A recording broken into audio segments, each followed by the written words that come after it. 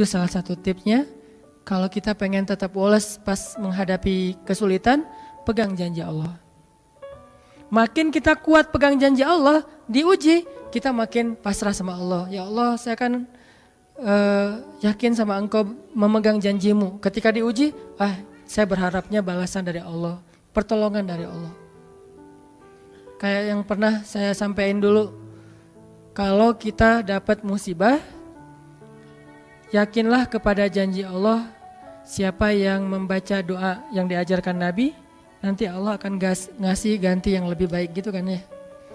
Allahumma ajurni fi musibati wa khluf li khairam minha. Ya Allah, beri saya pahala dalam musibah ini, beri saya ganti yang lebih baik darinya.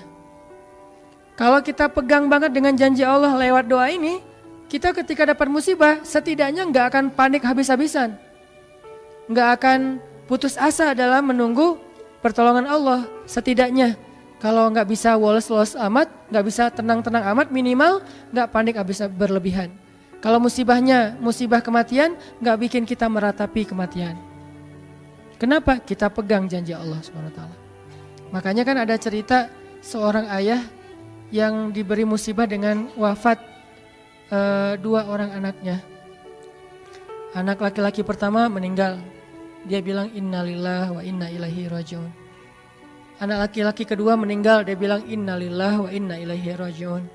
Semua ini milik Allah. Allah yang memberi, Allah juga yang mengambil kembali. Suka-suka Allah, pasrah gitu. Nerima, ridho dalam bahasa agama. Bukan ikhlas ya. Kalau ikhlas itu dalam bab ibadah. Kalau dalam bab takdir namanya ridho. Raditu billahi robba. Saya ridho deh dengan ketentuan Allah, itu namanya ridho. Bukan yang ikhlas ya.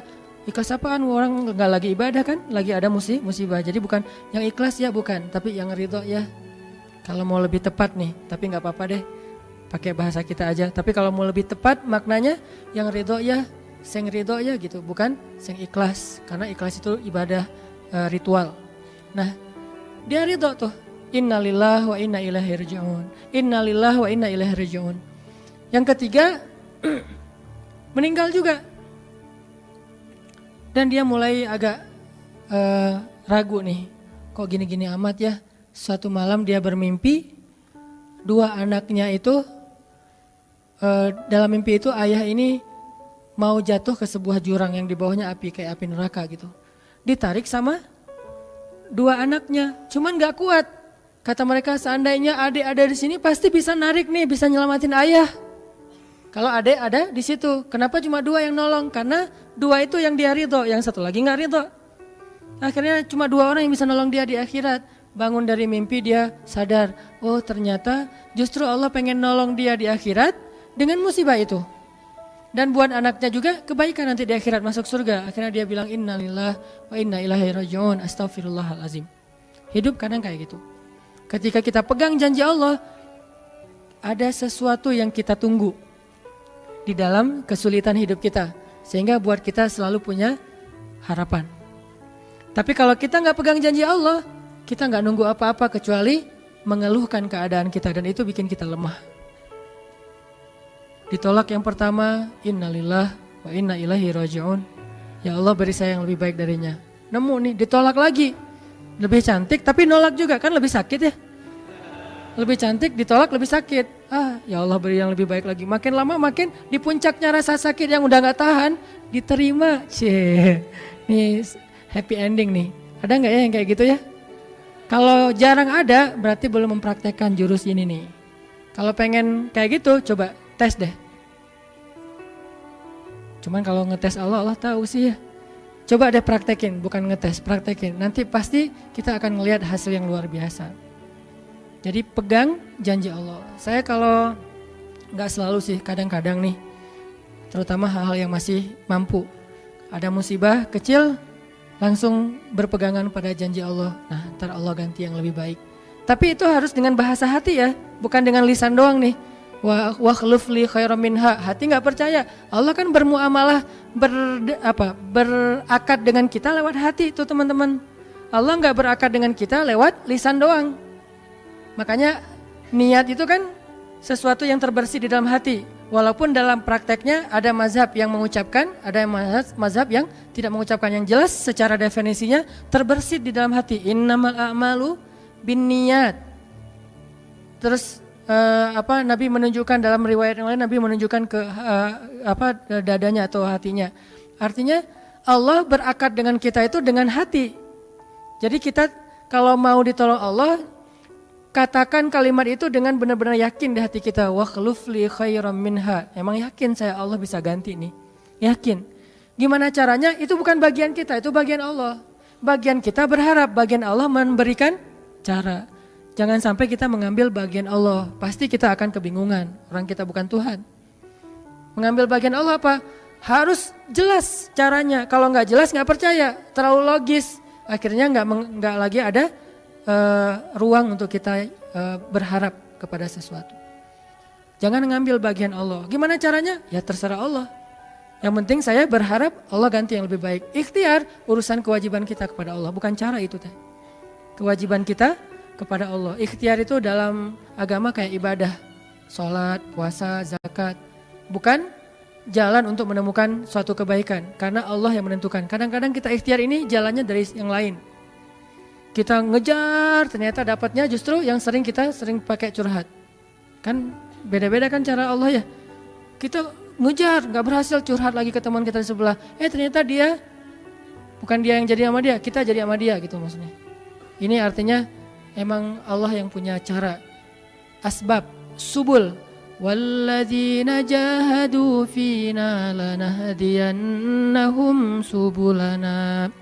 Orang yang bersungguh-sungguh di jalan kami yang akan tunjukkan kepada cara-cara menuju kepada kebaikan. Subul bukan cuma satu. Kalau satu sabil. Ini berarti Allah yang punya cara. Ya Allah, beri saya ganti yang lebih baik. Saya yakin banget nih. Kata teman kita, caranya gimana? Kayaknya mustahil deh. Allah punya cara. Allah bisa mendatangkan sesuatu dengan cara-cara yang kita mengerti, ilmiah, logis. Bisa yang dengan cara yang kita nggak ngerti, nggak ilmiah, nggak logis. Bisa juga dengan sebalik dari apa yang kita ngerti. Kita ngertinya gini, Allah bikin yang sebaliknya. Allah punya banyak cara. Contoh, Allah mendatangkan kita, melahirkan manusia itu dari pasangan ayah dan ibu. Ilmiah, logis, bisa dijelaskan secara keilmuan. Tapi Allah juga bisa mendatangkan seorang anak tanpa ayah seperti Isa dari rahimnya Siti Maryam yang suci. Atau bisa juga mendatangkan seekor onta bukan dari induknya tapi keluar dari batu seperti ontanya Nabi Sholih. Allah bisa mendatangkan segala sesuatu dari cara-cara yang yahtasib au la yahtasib. Yang kita mengerti atau kita tidak mengerti. Makanya Allah mengatakan wa yarzuqhu min haitsu la yahtasib. Allah kasih rezeki dari jalan haitsu la yahtasib, yang enggak pernah kalian duga. Berarti kalau masih keduga bukan itu jalannya. Bisa sih kayaknya jalan ini, bukan itu. Bisa sih ini, bukan itu. Terus jalannya apa? Yakin, itulah jalannya. Allah yang akan mendatangkan dengan surprise. Kayaknya surprise itu lebih seru sih. Dan surprise Allah itu emang pasti. Kalau surprise teman kita pas kita ulang tahun, kenapa ya hari ini kok biasa-biasa aja ya, enggak ada yang ngucapin, enggak ada yang ngasih hadiah misalnya ya.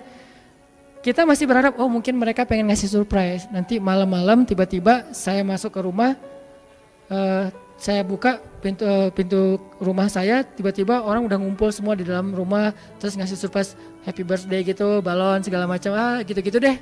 Bisa. Tapi apakah itu terjadi? Belum tentu. Pas kita pulang ke rumah udah siap-siap gitu. Gua mah gak akan kaget lah, yang gitu-gitu pasti udah disiapin. Buka pintu, ngelihat ke dalam, jalan pelan-pelan, nyalain lampu, kosong, gak ada siapa-siapa. Manusia bisa gitu banget kan?